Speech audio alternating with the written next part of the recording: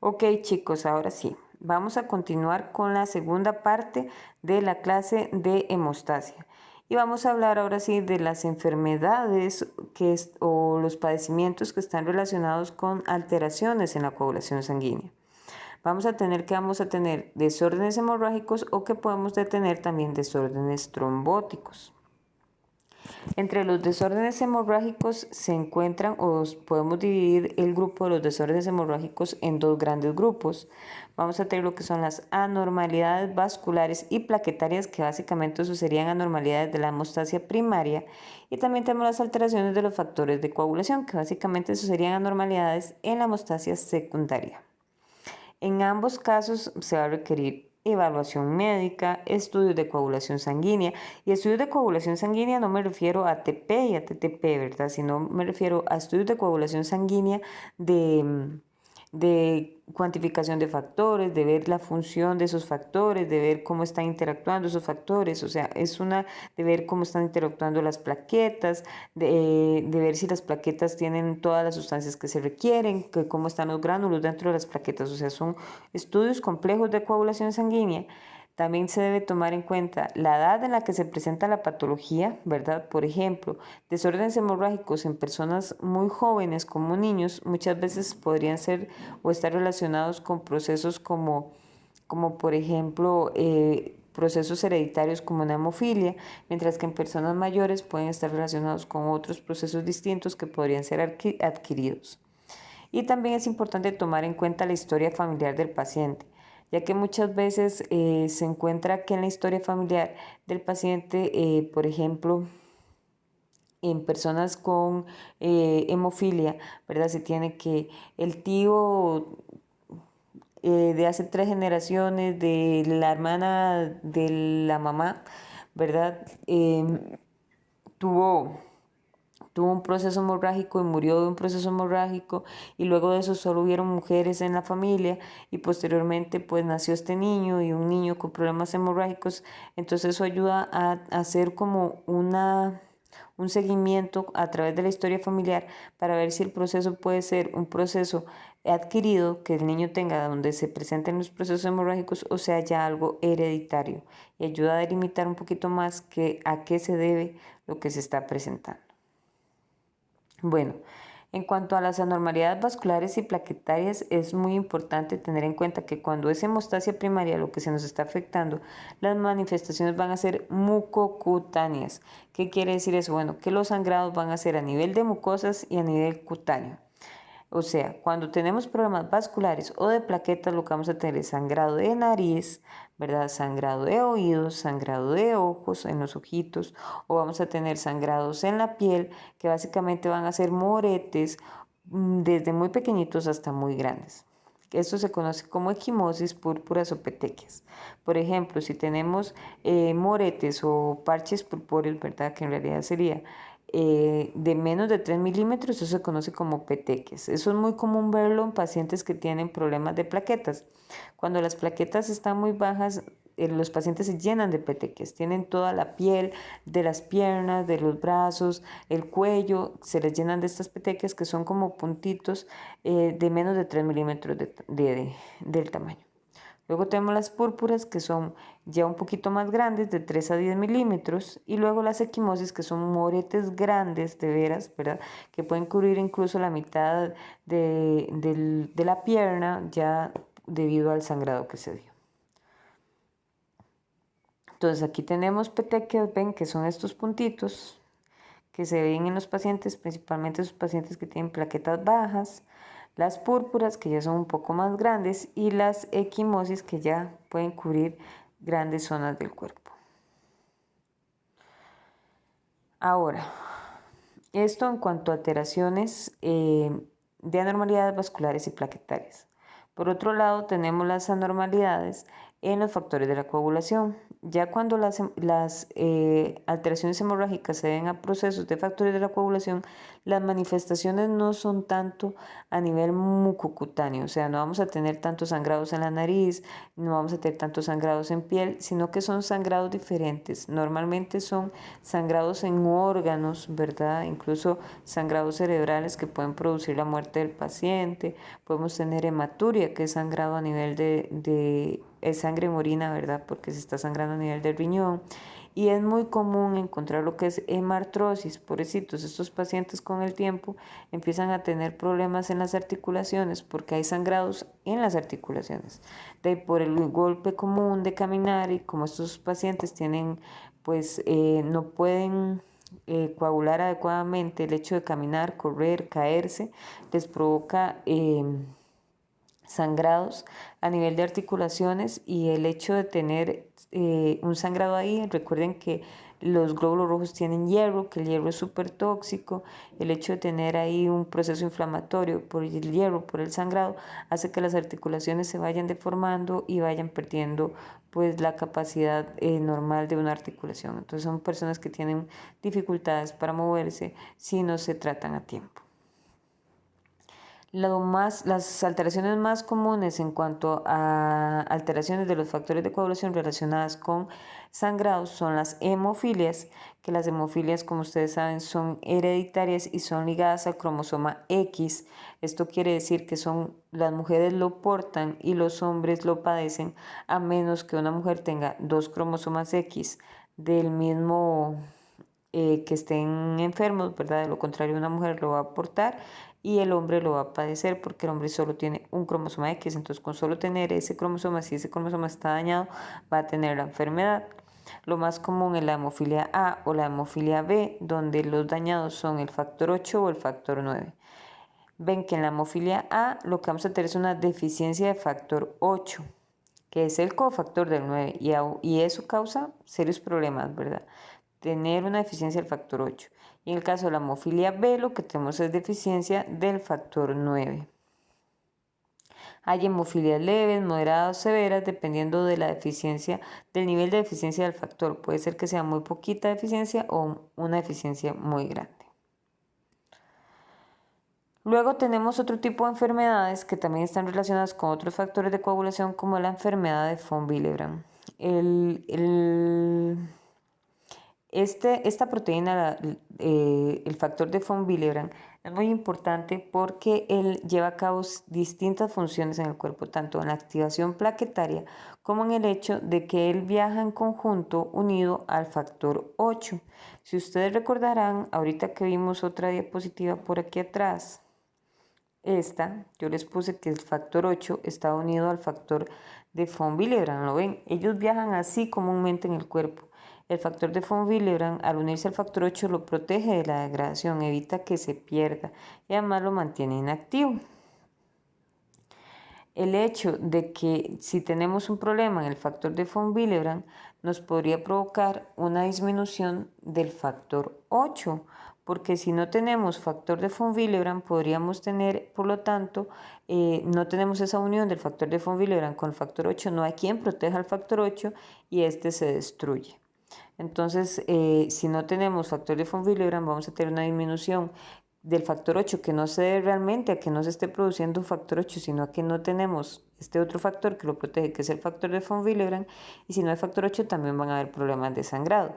Y ya de por sí el factor de von Willebrand es importante sobre todo para lo que es la adhesión plaquetaria. Se necesita para formar diferentes puentes a nivel de lo que es la adhesión plaquetaria. Entonces, si no hay factor de von Willebrand, esta adhesión no se va a dar, hay un defecto funcional plaquetario, no se va a dar esta adhesión plaquetaria, y por lo tanto ya desde el nivel de hemostasia primaria vamos a tener un problema.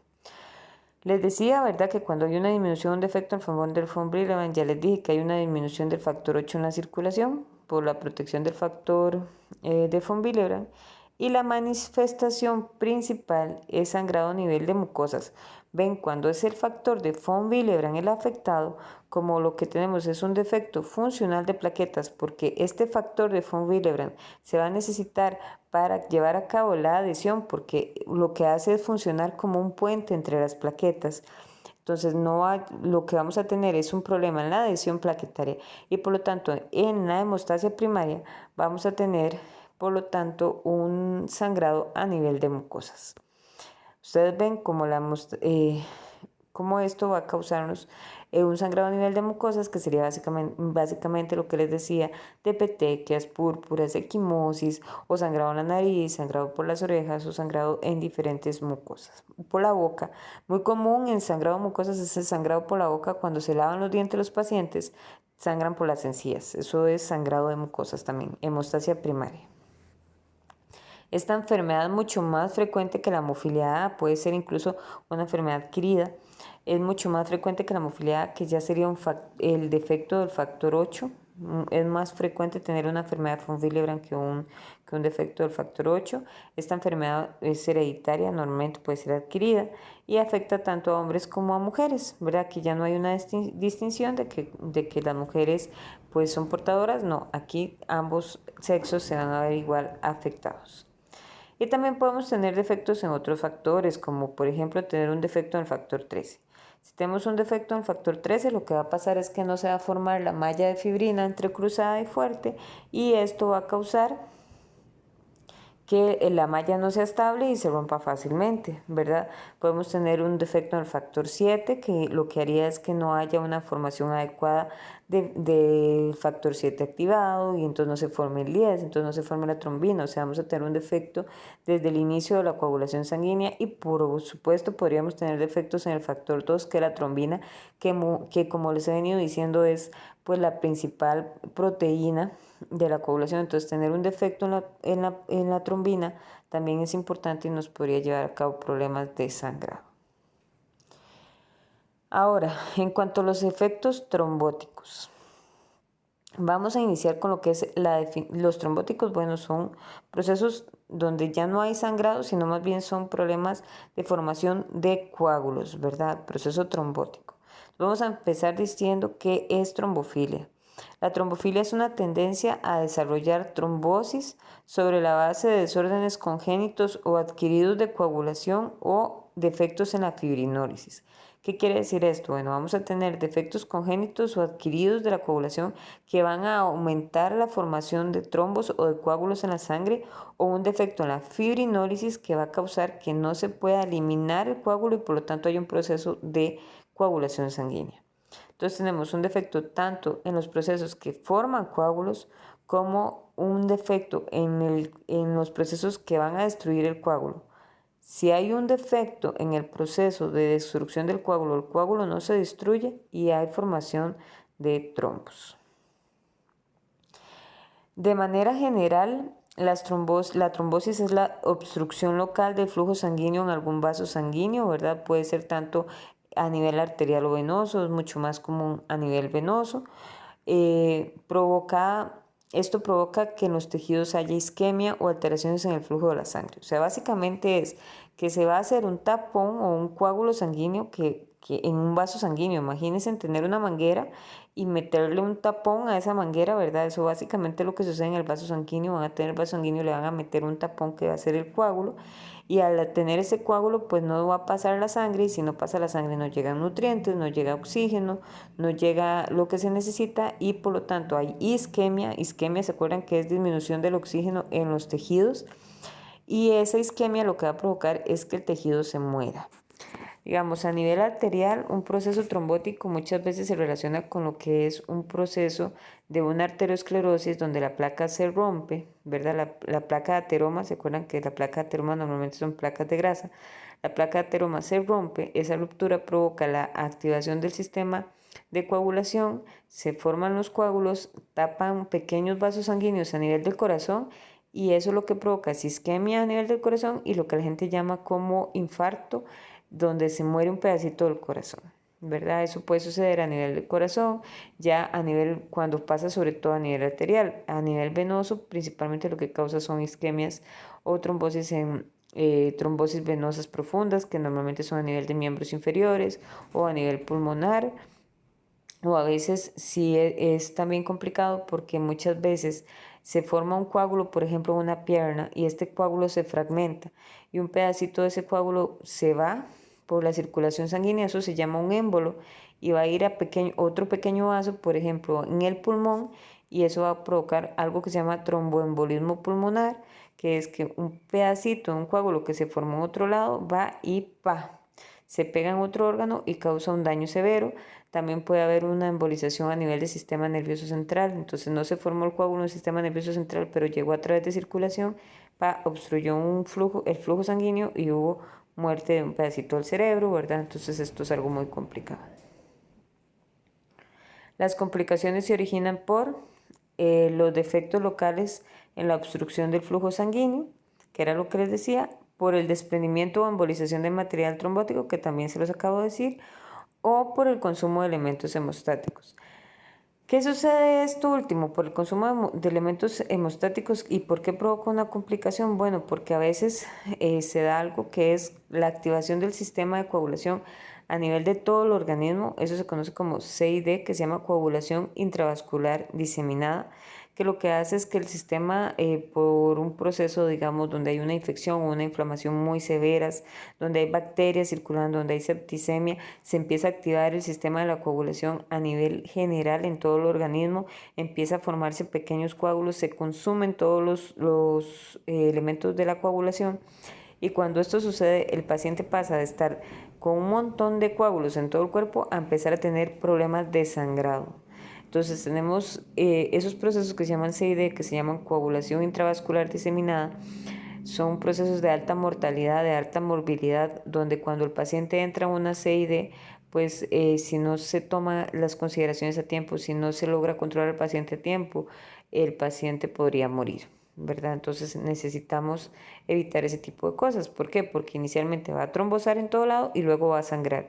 Entonces, si usted le pone a esos pacientes que están haciendo coagulación intravascular diseminada factores de la coagulación, porque ya empezaron a sangrar porque no tienen factores de la coagulación, al ponerle eso lo que va a hacer es que se hagan más coágulos. Entonces el paciente va a seguir formando coágulos, se va a seguir consumiendo todo y luego otra vez va a volver a sangrar. Y si le pone cosas para evitar que se formen los coágulos, va a sangrar más rápido. Por eso es que hay que agarrarlo a tiempo. Cuando se agarra a tiempo, sí se puede sacar al paciente, pero cuando está muy avanzado, cuesta mucho. Tienen alta mortalidad estos procesos. Esto es básicamente lo que les explicaba, la trombosis venosa profunda, que se conoce como trombo rojo porque normalmente está formada por glóbulos rojos y fibrina.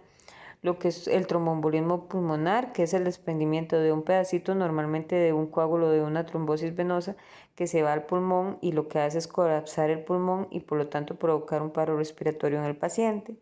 Tenemos el tromboembolismo arterial, perdón, chicos, que es lo que se conoce como trombo blanco. El trombo blanco es porque es lo que se conoce como placa ateroma, que no está dado tanto por glóbulos rojos, sino más bien por una acumulación de glóbulos blancos a nivel del endotelio, que forma esta apariencia blanca, ¿verdad? Glóbulos blancos junto con grasa, y eso es lo que finalmente lleva al desprendimiento, a la ruptura de la placa ateroma y a la formación de trombos. Y podemos tener lo que es trombosis en la microvasculatura, que era lo que les decía que se llama CID o coagulación intravascular diseminada. Este es como el proceso del trombo blanco, donde vamos a tener la placa de ateroma y el flujo sanguíneo normal, que son estas flechitas blancas y verdes. Ese flujo sanguíneo, al tener esta pelotita, ¿verdad? O esa placa de ateroma, lo que causa es que haya una turbulencia en el flujo sanguíneo. Es diferente, es como, por decirlo así, cuando ustedes tienen una manguera y la abren y sale el agua, ¿verdad? Y sale como súper bien, no es forzada ni nada. Y cuando ustedes le tapan con el dedo la punta de la manguera, empieza a salir el agua como un chorro, como a presión, ¿verdad? Básicamente esto es lo que va a suceder aquí. Al tapar el flujo sanguíneo se vuelve como un flujo más rápido, con más presión y una turbulencia en ese flujo que con el tiempo puede causar que esta montañita acá se rompa, ¿verdad? Y si se rompe hay activación de los factores de la coagulación, hay trombosis, se forman pequeños coágulos que tapan venas, principalmente en el corazón, y provocan un infarto o un paro cardíaco.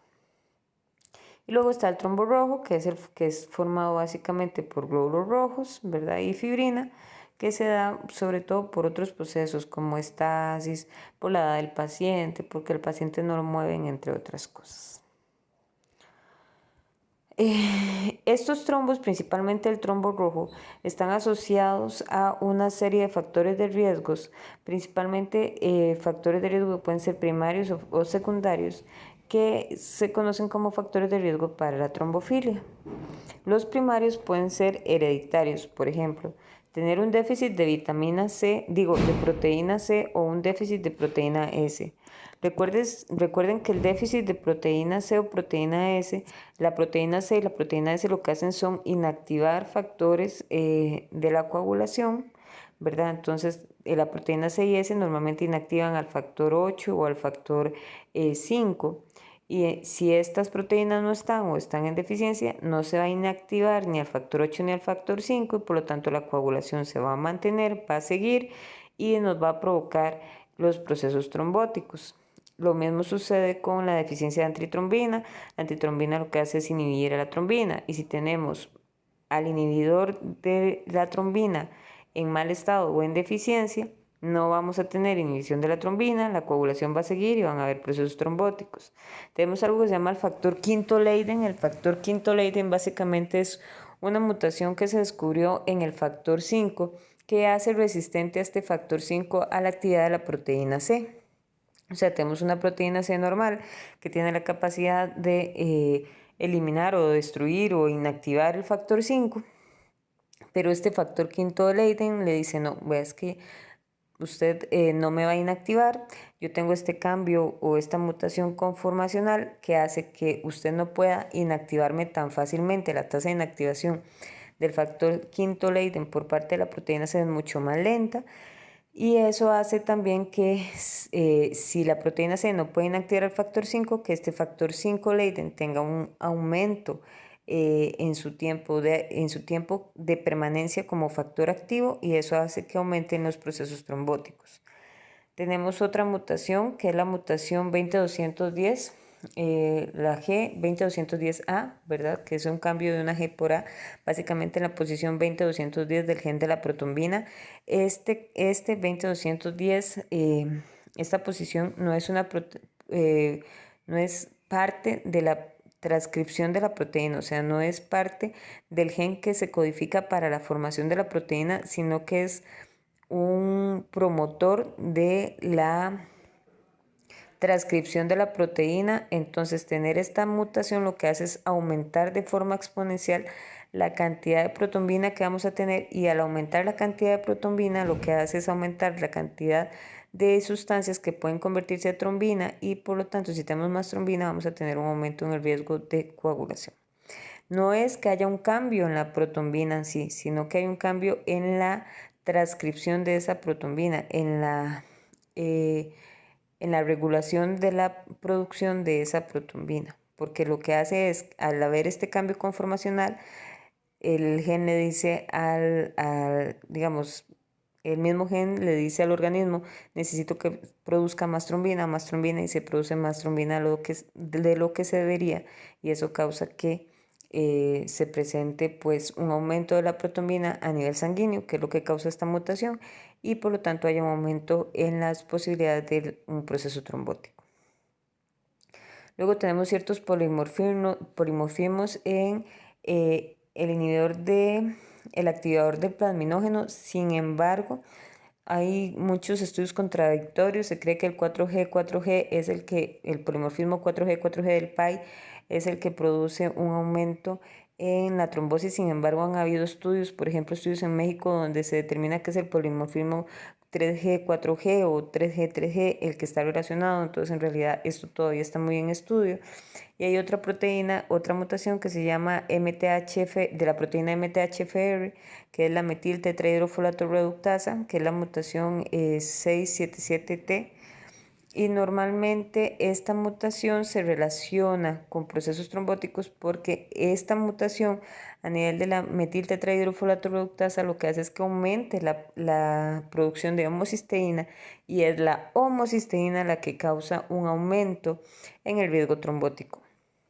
Básicamente esta mutación, la MTHFR677, ha estado dejándose de usar o ha perdido relevancia porque se ha visto que no es realmente la mutación la que aumenta el riesgo de trombofilia, sino que más bien lo que se debería hacer es un estudio de homocisteína, porque esta sustancia lo que hace es destruir digamos, la MTHFR lo que hace es destruir la homocisteína, ¿verdad?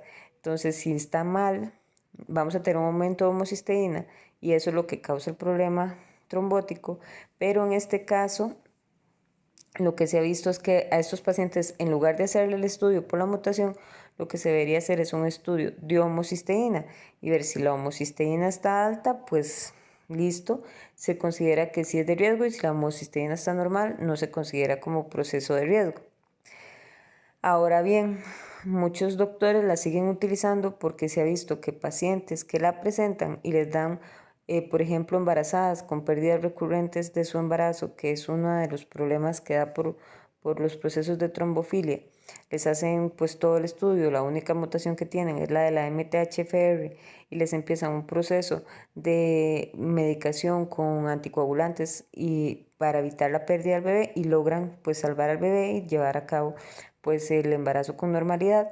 Sin embargo, se cree que no es algo directamente relacionado con esta proteína, sino más bien que la paciente tiene algo más que se desconoce que está afectando su coagulación sanguínea, porque la coagulación sanguínea, chicos, aunque hemos hablado ya casi por 2 horas, por 1 hora y media casi de lo que es coagulación sanguínea, lo que conocemos es la punta de un alfiler. Hay mucho campo de coagulación sanguínea que nosotros todavía desconocemos a nivel general. Y se cree que algo más hay en estas pacientes que al darles este anticoagulante pues evita que tengan la pérdida del bebé. No tanto relacionada con la MTHFR, sino con otras cosas. Pero bueno, algunos médicos la siguen utilizando debido a que encuentran principalmente en ginecología una relación con las pérdidas fetales y la presencia de esta mutación. Luego tenemos factores de riesgo primarios adquiridos, como es el anticoagulante lúpico, los anticuerpos antifosfolípidos o los anticuerpos anti-beta 2 glicoproteína, y estos tres forman parte de lo que se conoce como el síndrome antifosfolípidos o anticuerpos antifosfolípidos en sí. Los anticuerpos estos dos, el anticoagulante lúpico, los anticuerpos anti-beta 2 glicoproteína 1 y otros que no están acá mencionados, pero se llaman anticuerpos anticardiolipinas. Esos tres juntos son los criterios que se utilizan para evaluar la presencia de algo que se llama síndrome de antifosfolípidos, que están relacionados pues la presencia de estos anticuerpos con la activación de ciertos factores de la coagulación que conllevan la activación del sistema de coagulación y por lo tanto un aumento en los procesos trombóticos de los pacientes. Estos son los tres principales. Se han estado estudiando más anticuerpos antifosfolípidos, pero principalmente lo que es anticoagulante lúpico, anticuerpos anti-beta 2 glicoproteína y anticuerpos anticardiolipinas son los tres que se utilizan para evaluar si el paciente tiene o no algo que se llama síndrome antifosfolípidos que podría estar provocando su problema de trombofilia. La hiperhomocistinemia, que ya les hablé, y un aumento del inhibidor del activador del plasminógeno, pero en realidad ese no es tan común o no se encuentra tan comúnmente. Y luego tenemos factores de riesgo secundarios, que estos son muy sencillos. Obviamente, un proceso como una cirugía, un traumatismo, estar inmovilizado. Yo no sé si alguno ha tenido la experiencia de estar internado, de tener a alguien internado o ver en algún momento una cama de internamiento en un hospital. A los pacientes normalmente se les inyecta heparina, que es un anticoagulante. ¿Por qué? Porque el hecho de estar inmovilizados y encamados aumenta la posibilidad de un proceso de trombosis. Entonces, a los pacientes que están inmovilizados normalmente se les pone anticoagulante para evitar que produzcan un proceso trombótico, porque la inmovilización es un factor de riesgo para que esto suceda, sobre todo por la estasis, porque la sangre no se mueve con tanta facilidad, porque no hay movimiento de músculos, etc. Las parálisis, las neoplasias, ¿verdad? Como el cáncer, aumentan muchísimo las posibilidades de tener un proceso trombótico. La edad del paciente, conforme más grande sea el paciente, conforme más edad posea, más posibilidades tiene un efecto trombótico. En cambio, la gente entre más joven, menos posibilidad tiene. El sexo, sea como sea, interfiere principalmente en el sexo femenino, lo que es la utilización de pastillas anticonceptivas, ¿verdad? Aumenta muchísimo la posibilidad de un proceso trombótico, por eso hay que tener cuidado al utilizar pastillas anticonceptivas. Tener otros tromboembolismos, ¿verdad? Venosos previos, aumenta las posibilidades de tener un tromboembolismo más adelante.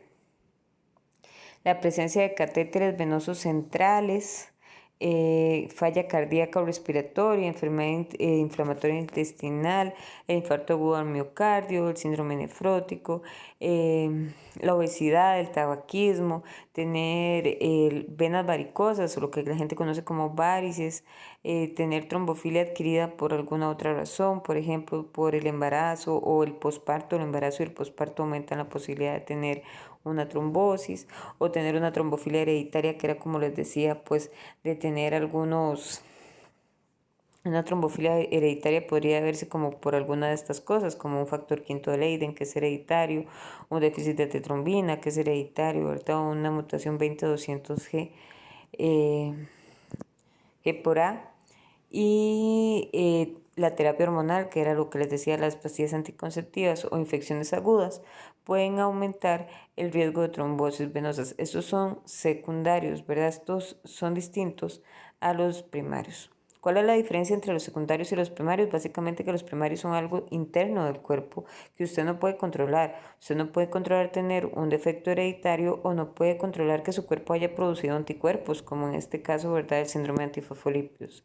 Mientras que los secundarios usted los puede hasta cierto grado, porque pues su edad y sexo usted no lo puede controlar, pero usted puede controlar su actividad física, puede evitar la obesidad, puede no fumar, puede evitar el uso de terapias hormonales. Si sabe que va a tener una cirugía, puede colocarse algún tratamiento que evite el proceso trombótico o la inmovilización y utilizar estas heparinas en sus pacientes inmovilizados, que ayuda un poco. Y los factores de riesgo, básicamente, que son circunstanciales, son semejantes a los que vimos anteriormente. Principalmente se centran en lo que es la inmovilización, la cirugía, el trauma, la neoplasia, el embarazo y el uso de hormonas femeninas. Estos son los 6 factores de riesgo que más se relacionan, que son circunstanciales, que usted los puede cambiar. Bueno, por ejemplo, una neoplasia no, pero usted ya sabe, si usted tiene una neoplasia, dependiendo del tipo de cáncer o el tipo de neoplasia que se tenga, si alguien lo tiene, si un paciente lo tiene, usted ya sabe cómo manejarlo con respecto a si necesita o no anticoagulantes. Y es importante también tener en cuenta que el proceso de trombótico para que aparezca una trombosis, es como tener un conjunto de todo, ¿verdad?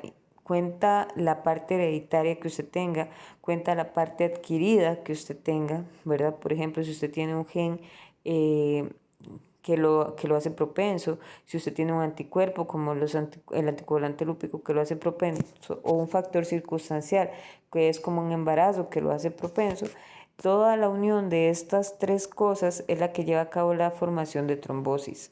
No el hecho que usted tenga una mutación significa que de fijo va a tener una trombosis, no, eso aumenta el riesgo, pero es un balance entre las tres cosas. Si usted sabe que usted tiene una mutación, pues haga ejercicio, coma bien, no fume, no use terapia hormonal, ¿verdad?, de reemplazo. Eso ayuda a que usted se mantenga bien y evite los procesos de trombosis. Eso sería todo, chicos. Muchas gracias a todos, muchas gracias por estar conmigo, por haber sido mis estudiantes, por haberme acompañado durante este proceso de clases a través de YouTube, ¿verdad? Que es algo muy nuevo para mí, dado a esta situación de emergencia nacional que es el coronavirus. Pero bueno, espero que todos estén muy bien, que sus familias estén muy bien. Lo principal en estos días es que todos pues tengan salud, todos estén con sus familias, todos aprendamos un poquito de lo que realmente es importante en el mundo, de lo que realmente es importante para nosotros, que es poder tener un techo, poder tener comida, poder pasar con los seres queridos, cosas como un abrazo o un beso de la mamá, no sé ustedes, pero nosotros que somos personal de salud, pues tenemos que estar muy separados de nuestras familias en estos momentos, pero entonces es importante que tengamos en cuenta que todas estas pequeñas cosas son las que son importantes en la vida, y yo espero que todos ustedes pues cuenten con ellas, que estén muy bien, que sean muy bendecidos, y espero que todos estén muy bien y verlos ya en el siguiente curso, ya no conmigo, en la academia y próximamente grabándose. Bueno, muchos éxitos a todos, chicos, y muchas gracias por este cuatrimestre, y cualquier duda o consulta estoy para servirles.